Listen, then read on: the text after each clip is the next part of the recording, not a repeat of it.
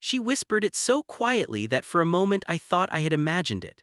The wind was loud that night, the kind of November wind that comes off the Wyoming plains like it has a grievance, and the fire I had built in the stone ring outside my cabin was the only warm thing in 40 miles of darkness. I had been sitting alone with it for 2 hours when I heard the sound at the edge of the light, not a footstep exactly, more the suggestion of one, the sound of someone who has been walking a long time and has used up most of what they had left getting to this particular circle of warmth, and then her voice, barely above the wind, "May I warm up by your fire?" I said, "Stay as long as you need." I did not know when I said it, that those 5 words were going to be the most consequential thing I had said in 6 years. I did not know that the woman stepping into the firelight was going to spend the next 4 months teaching me, without intending to, everything I had forgotten about what it meant to be known by another person. I did not know any of it. I just saw someone cold in the November dark and I said the true thing, which was, "Stay as long as you need." And she did. And the staying changed everything. My name is Amos Whitfield. I am 38 years old. I have lived on the edge of the Wind River Range in Wyoming for 6 years, in a cabin I built in the first summer and have been improving in every summer since, on land that is technically unincorporated, and that sits between the eastern boundary of the national forest and the beginning of the high plains in a way that means it belongs in the bureaucratic sense to no particular jurisdiction, which suited me when I came here, and which I have never had reason to regret. I trap in the winter and I keep a kitchen garden in the summer, and I trade at the small town of Garnet 12 miles east when I need things I cannot make or grow. And I have over 6 years developed the kind of relationship with solitude that is past lonely and past content, and has arrived at something more like fluency. I speak solitude the way you speak a language you have lived in long enough that you think in it. I came to this mountain for reasons I will tell you because they matter to the story. I came from a place further east, a cattle town in Nebraska where I had grown up and where I had worked and where I had, at the age of 32, understood something about myself that the town of Millard, Nebraska did not have a place for. Not a violent understanding, nobody hurt me, nobody drove me out. I simply became, at 32, unable to continue the performance of being something I was not, and the alternative to the performance in Millard was either a confrontation that would cost more than I was willing to spend or a departure. I departed. I sold what I had, packed what mattered, and drove west until the landscape matched the interior thing, vast and honest and unbothered by what I was. I had loved someone in Millard. His name was Franklin and he was the school teacher, and what was between us was real and careful and conducted entirely in the private language of people who cannot be what they are in public. And when I left Millard I left Franklin too, which was the hardest part of the leaving and the part I had spent 6 years on the mountain with, turning it over in the way you turn a stone in a creek, feeling the weight of it change as the water moves over it. He was still in Millard. He had written once in the first year a letter that I had kept and read many times, and that said, among other things, "I understand why you went. I think you were right to go. I think you are braver than I am." I had written back and said, "I am not brave. I am just somewhere the performance isn't required." He had not written again and I had not written again, and the silence had become its own kind of peace. So that was the mountain and that was me, and that was the November night when the wind came off the plains and the woman walked out of the dark into my firelight and said 4 words that changed everything. Her name was June Calloway. She told me this the next morning, after she had slept by the fire wrapped in the blanket I had brought out and woken in the gray early light with the specific disorientation of someone who has been moving for a long time and has suddenly stopped. She sat up and looked at the cold fire ring in the mountain above it and at me sitting on the porch step with coffee, and she said, "I fell asleep." I said, "You were tired." She said, "That is the understatement of the year." I said, "Coffee?" She said, "Please." I poured her a cup and brought it to where she was sitting, and she took it with both hands and drank half of it before she said anything else, and then she said, "My name is June Calloway. I have been walking for 3 days." She was 26, dark hair that had been in a braid that was now mostly undone, a face that was strong-boned and clear-featured and currently bearing the evidence of 3 days of hard travel, the specific tiredness that is past ordinary exhaustion and has become a kind of stripping down, the face you have when everything non-essential has been used up, and what is left is the actual person underneath. She was wearing trail clothes that had been good quality once, and had been put through significant use. She had a pack that was small and efficient, and she had a horse. I had heard the horse in the darkness and had not mentioned it, which was tied to the pine at the edge of my clearing, and which looked in the morning light as tired as she did. I said, "Where did you come from?" She said, "Farther than 3 days." I said, "Where are you going?" She said, "I don't know yet." She said this without the defensive quality of someone withholding information. She said it as the plain truth, the way you state a fact about the weather. She did not know where she was going. She had been going in the direction of away from something and had not yet arrived at the destination, because the destination was not a place but a condition. The condition of being far enough from the thing she was going away from to begin figuring out what came next. I understood this completely. I said, you can stay for a few days while you figure it out. She looked at me with those eyes, brown, very direct, with a quality of attention in them that I noticed immediately, the quality of someone who watches the world carefully and remembers what they see. She said, you don't know me. I said, I didn't know you last night when I said stay as long as you need either. She looked at me for a moment with an expression I could not entirely read, and then she said, all right. She finished her coffee, she went to see to her horse. I went inside and made breakfast. She stayed 3 days, she said. She stayed 4 months. I want to tell you about those 4 months the way they actually were, which means telling them slowly because slow is how they happened. Nothing rushed between June Calloway and me, nothing dramatic. The accumulation of days was the story, the specific accumulation of two people in a shared space who were each, in their different ways, learning to be honest again after periods of being the managed version of themselves, and who found in each other, gradually and without announcement, the conditions in which the real version could exist. The first week she helped with the practical things that needed doing in November on a mountain property preparing for winter. She was not someone who waited to be invited to work. She saw what needed doing and did it, with the practical competence of someone who had grown up close to the land and knew the language of it. She split wood without being asked, with the focused efficiency of someone who has done it before and who understands that the value of it is warmth in February and not the accomplishment of the splitting itself. She helped me bank the garden beds against the coming frost. She repaired a section of the stable roof that had been on my list for 2 weeks, and that she found the materials for in the supply shed without asking, which told me something about her quality of attention. She did not talk a great deal in the first week. Neither did I. We were two quiet people in a shared space, and the quiet was not uncomfortable. It was the specific quality of a quiet that is shared rather than imposed, the quiet of people who are each thinking their own thoughts and are comfortable letting the other person do the same. At meals we talked about practical things, the work, the weather, the mountain.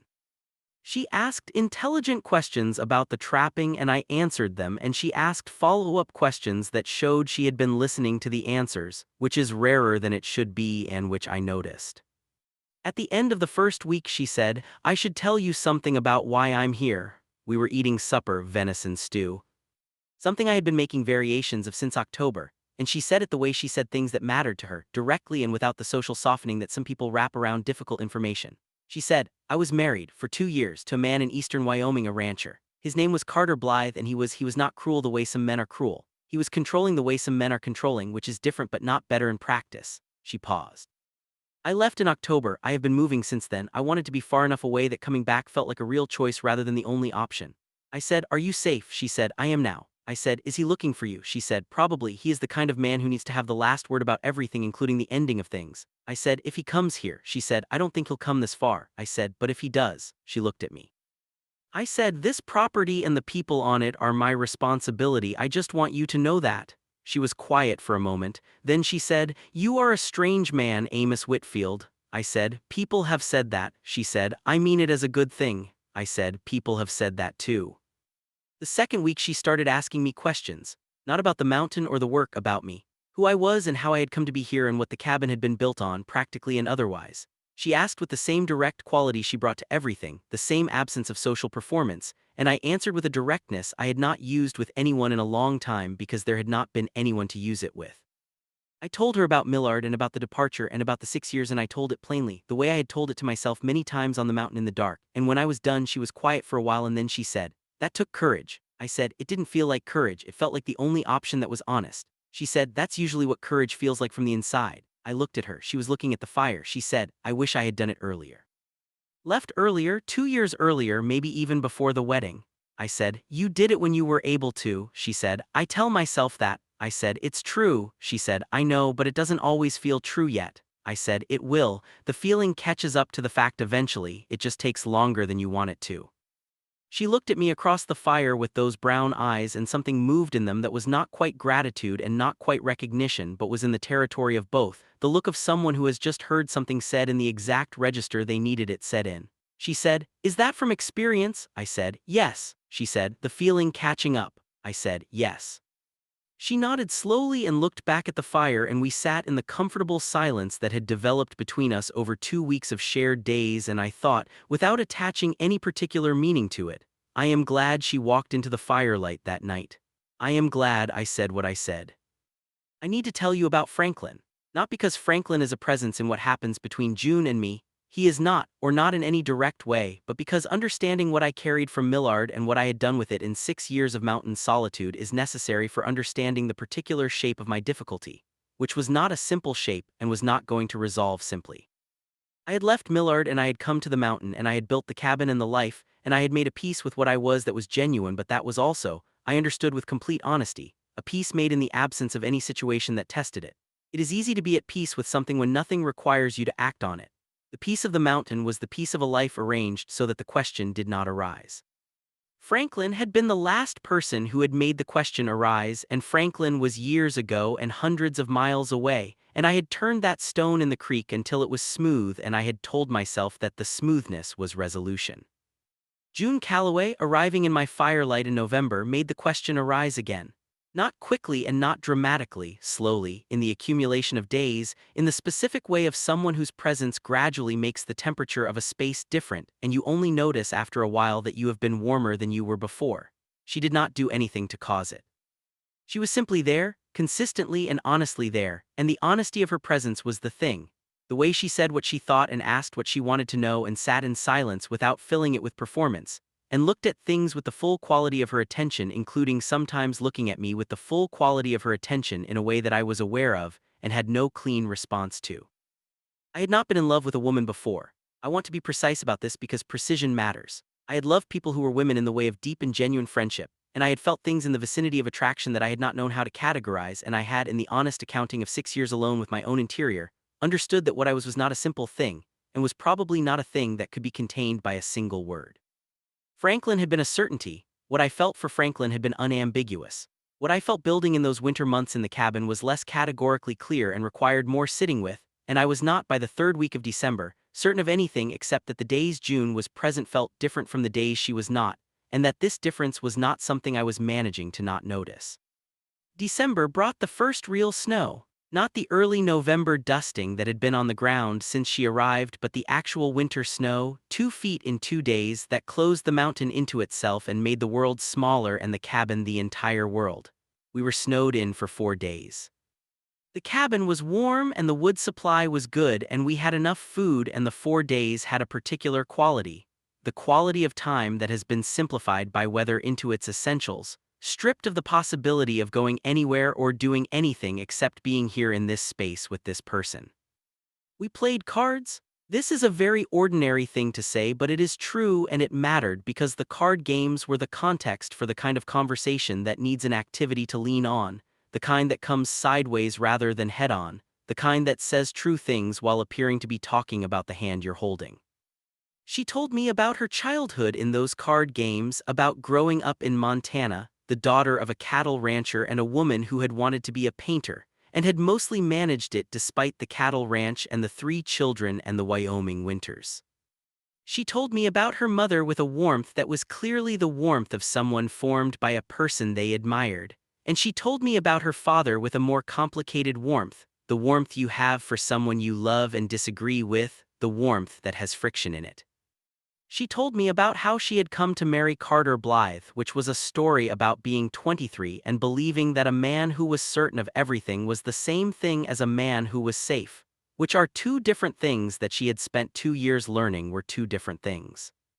I told her things too, about Millard and before Millard, about the years of being in the world before the mountain, the years of the performance and what the performance cost and what it was like to finally put it down.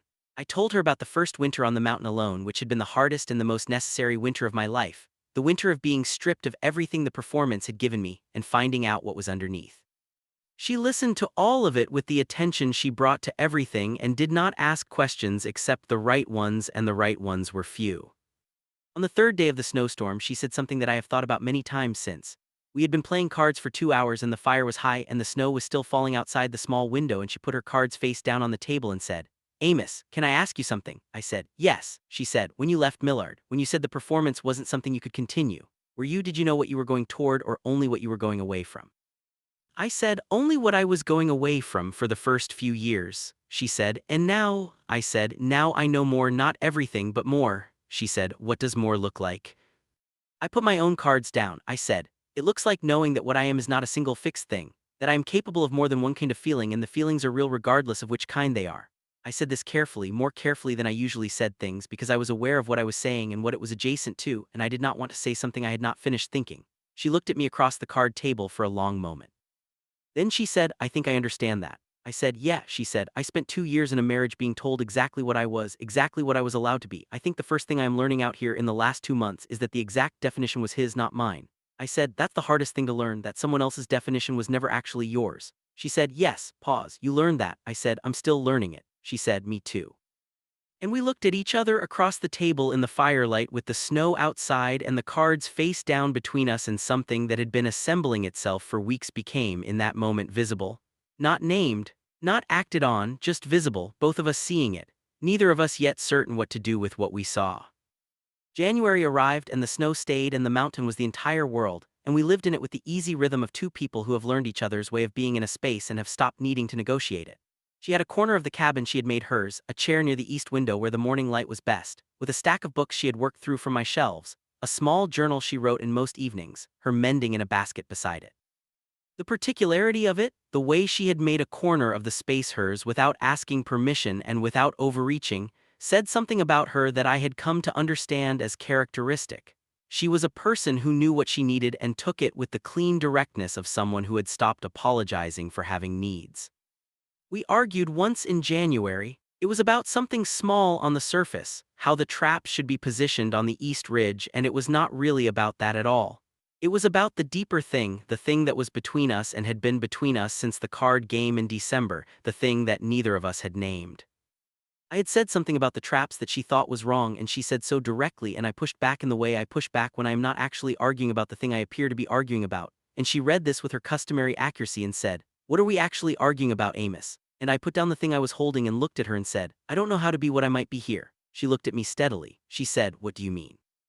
I said, "I mean that I have spent 6 years on this mountain with a very clear and contained understanding of myself, and you have been here for 2 months and the understanding is less contained than it was, and I don't have the language for that yet."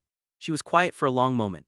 Then she said, "Okay." I said, "Okay." She said, "Okay, meaning I heard that. I am not going anywhere while you find the language." She said, "I am also Amos. I am also finding language for things.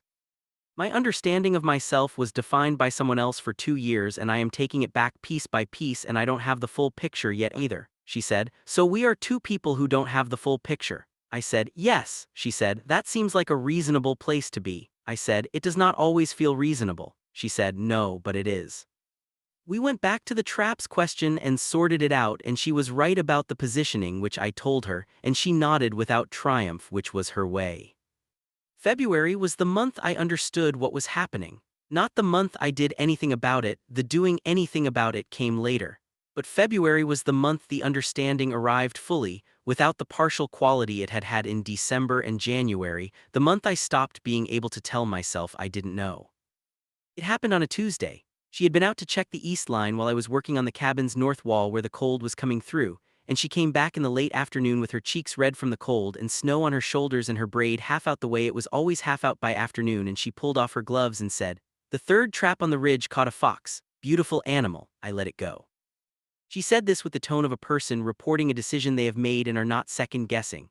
I looked at her. I said, "That was a good trap placement." She said, "I know, but it was a beautiful fox." I said, "Fair enough." She almost smiled and went to hang up her coat, and I stood at the north wall with my hand on the timber and thought, I love this person, not I think I might be falling for her. Not something is developing, I love this person.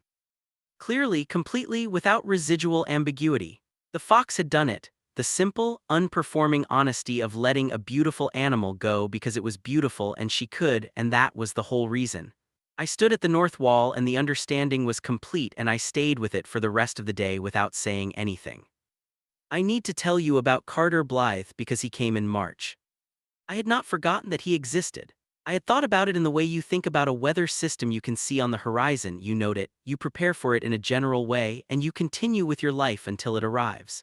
He arrived on a Wednesday in early March, riding a big sorrel horse, coming up from the South Trail, which was the way you came from eastern Wyoming.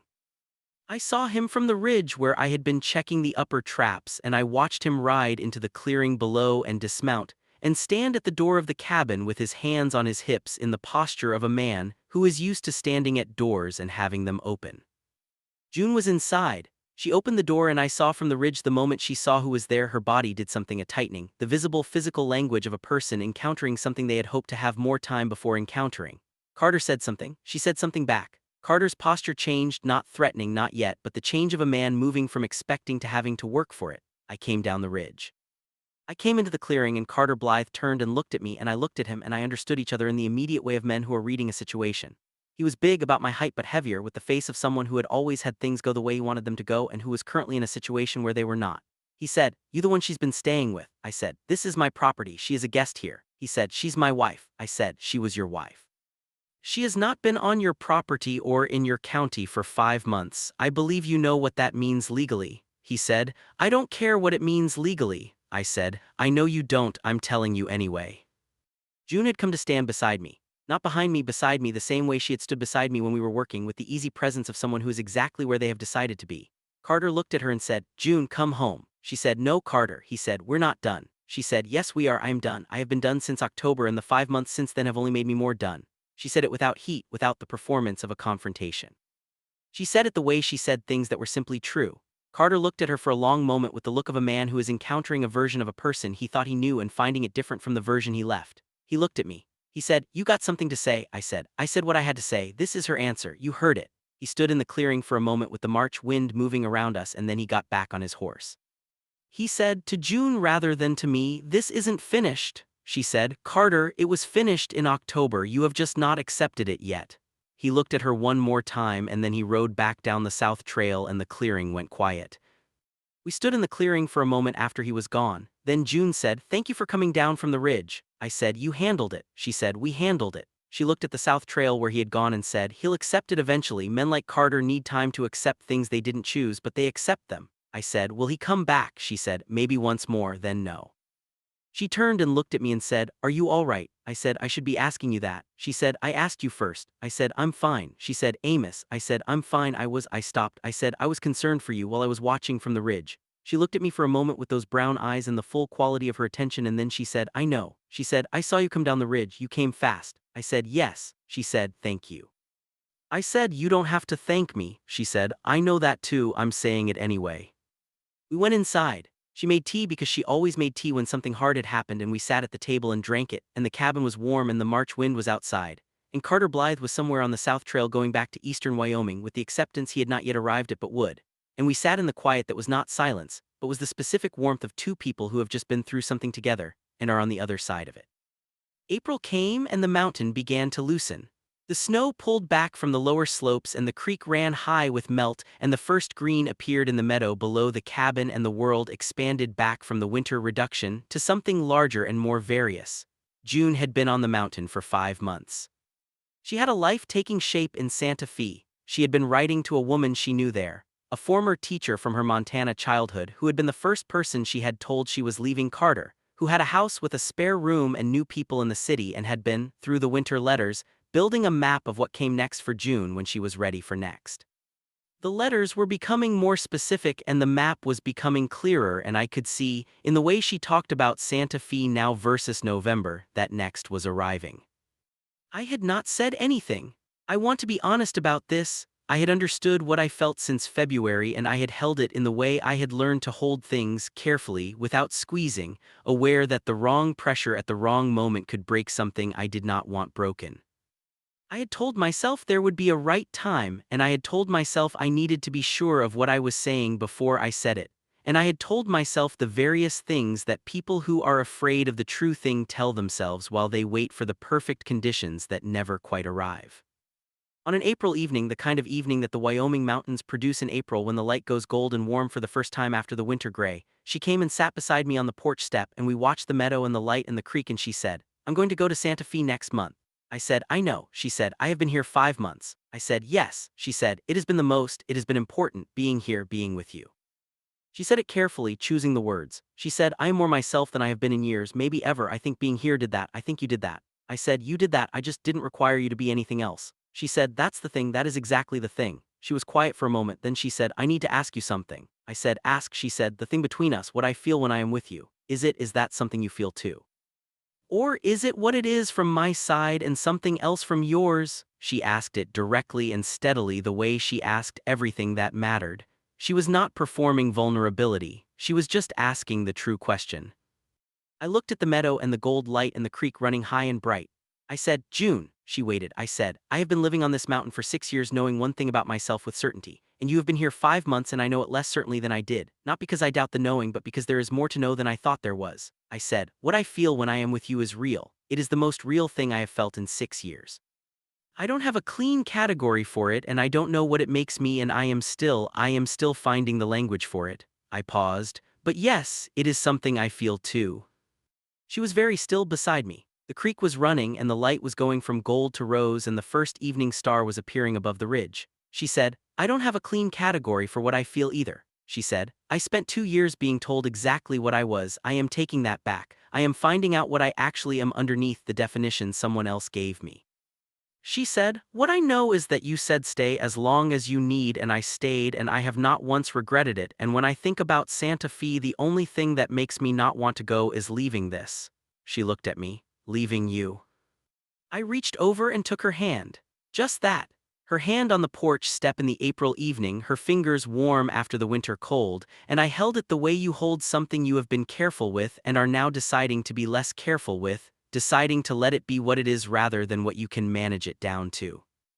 She looked at our hands and then she looked at me, and what was in her face was the unguarded version, not the careful version, not the version she showed the mountain and the work and the practical tasks, but the one underneath all of that, the one I had been catching glimpses of since November and was now seeing fully in the April light. It was the face of someone who has found, after a long search through difficult country, the specific warmth they were looking for. I said Santa Fe does not have to be the end of this. She said no. I said no, it is 12 hours from here, it is not across an ocean. She said, Amos Whitfield, are you suggesting you might come down from this mountain? I said, I am suggesting that a mountain is a place to live, not a place to hide, and that I have been living here for 6 years and may have at some point started hiding without noticing the difference. She looked at me for a long moment and then she did something she had not done before. She leaned her head against my shoulder just lightly, just the warm weight of it. And I did not move and she did not move, and the evening came in around us and the star above the ridge was joined by another and then another, and the April mountain night began. She left in May. I helped her pack the few things she had added to the pack she had arrived with and the book she had asked if she could take from the shelf, and I had said yes, take whatever you want. She wrote her address in Santa Fe in the cover of the book she was leaving behind, the one she had read 3 times and left because she knew I loved it, and she said, so you know where to send letters. I said, so I know where to go. She looked up at me. I said, when the summer is done and the trapping season has started and I have someone to take care of the property. She said, you're serious. I said, I am almost never not serious. She said, I know, that is one of your best qualities. I said, I will write first. She said, write soon. I said, I'll write soon. She mounted up and looked down at me from the horse's back, and the May mountain was green behind her and the creek was running and the cabin was behind me, and she said, Amos, that night in November when I came out of the dark and asked to warm up by your fire. I said, yes. She said, what you said, stay as long as you need. I said, yes. She said, do you know what those words did? I said, tell me. She said they were the first words anyone had said to me in years that had no condition in them, no requirement, no expectation of who I had to be to earn the warmth. She looked at me with those brown eyes in the morning light. You said stay as long as you need, and I knew from those 5 words that this was a person I could trust, not because of what you offered, because of how you offered it. She paused. That is what changed my life that night, Amos, not the fire, those 5 words. I stood in the clearing and I let that land, and it landed fully and completely, and I said, then I am glad I said them. She said, so am I. She turned the horse toward the south trail and she rode, and I stood and watched her go, and when the trees took her from sight I stood there a while longer in the May morning with the creek and the mountain and the empty clearing and the cabin behind me. Then I went inside and I sat at the table and I took out paper and I began to write. Not a letter, not yet. An accounting, the way I had learned to do in 6 years of mountain solitude, of what was true. The truths were, I loved this woman in a way I had not expected and could not have predicted. The loving was real regardless of how it complicated my understanding of myself. The complication was not a problem to be solved but a fact to be lived with, the way all true things are lived with, honestly, imperfectly, in the company of someone who knows the full picture and is still here. The mountain had been the right place for the right reasons for 6 years. It was possible that the reasons had shifted. It was possible that the mountain was still right, and Santa Fe was also right, and that the world was larger than the arrangement I had made with it. It was possible that stay as long as you need was not only something you said to another person but something you could say to yourself, about the understanding that was still coming, about the language that was still being found, about the version of yourself that was still being built in the space where the performance used to be. I wrote to her in June. I wrote to her in July. She wrote back both times, long letters in her careful hand, letters about Santa Fe and the city and her friend and the work she had found and the desert light which was different from mountain light in ways she described with the attentiveness she brought to everything. She wrote about what she was finding as she found it, the pieces of herself she was reclaiming, the definition she was writing in the space where Carter's definition had been. She wrote about what she was finding, and it was not a simple thing, and it was not finished, and she wrote about it anyway, in the honest way she did everything. I arrived in Santa Fe in October. I had someone looking after the property, and the trapping season was started, and I had written to say I was coming, and she had written back a letter that was 3 pages long, and that ended with, "There is a good coffee place on Canyon Road, and I will be there on the morning of the 15th. She was there. I walked in and she was at a table near the window with her hands around a cup and her hair in the half braid that was already coming undone by mid-morning. And she looked up when I came in, and what was in her face was the real version, the full unguarded version, the face I had seen in the April evening light on the porch step, and she said, "You came down from the mountain." I sat across from her. I said, "I told you I would." She said, "I know, I just wanted to see it." I said, "Here I am." She said, "Here you are." She smiled. I said, "How is Santa Fe?" She said, "It is warm, the light is extraordinary. I have been learning things about myself at a rate that is slightly alarming." I said, "Good alarming or bad alarming?" She said, "Good, completely good." She said, "How is the mountain?" I said, "The mountain is the mountain, it will be there." She said, "Will you go back?" I said, "For the winters, for the trapping." I said, "The question of the rest of it is still open." She looked at me steadily. I said, "I am still finding the language." She said, "I know." She said, "I am too." She said, "But we're finding it." I said, "Yes." She said, "Together maybe." I said, "That's the idea." She put her hand on the table between us, open, the same gesture as the porch step in April, an offering rather than a demand. I put mine over it. The coffee shop was warm around us, and the Santa Fe October light was coming through the window, and outside the street was full of the city going about its day. And inside it was just 2 people at a table with their hands together, finding their way into the honest version of themselves and each other slowly, in the only way real things are found, which is one true word at a time. That is the story, that is the whole of it. It started with 5 words said to a stranger in the dark: "Stay as long as you need." And what those 5 words grew into over the course of a Wyoming mountain winter, and a spring and a summer of letters, and an October morning in a coffee shop on Canyon Road in Santa Fe, was not something I could have planned, and was not something I could have predicted, and was not something that fits inside the categories I had built in 6 years of mountain solitude. It was larger than the categories. It was the true thing, the actual thing, the thing underneath all the performances and all the managed versions and all the careful arrangements. The fire was the beginning, the words were the door, and what was on the other side of the door was exactly what both of us had been walking toward for longer than we knew. If you stayed until this very last word, then you know this story was never really about a fire in the dark.